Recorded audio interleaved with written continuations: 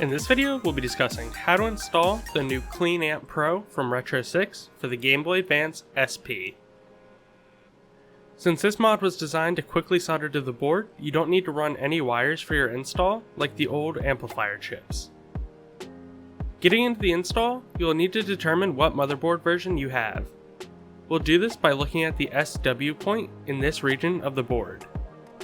If your board has this point present, then you will not need to solder the top connection in the same area.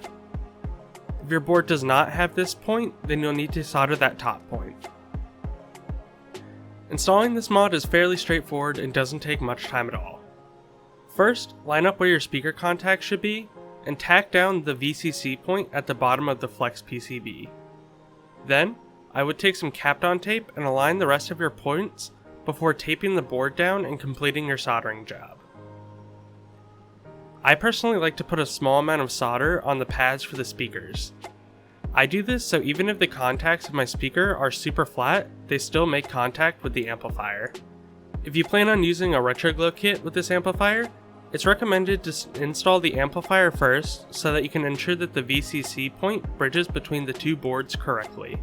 Should your audio sound noisy or distorted, then you'll likely need to drip some IPA into your volume slider of your console and move it back and forth a few times. On top of this, you should also clean your power switch at the same time. A link to how to do that will be in the description. Alright, we hope this helps. If you enjoyed, please be sure to subscribe and like. And if you found this information helpful, please be sure to check out our wiki in the description.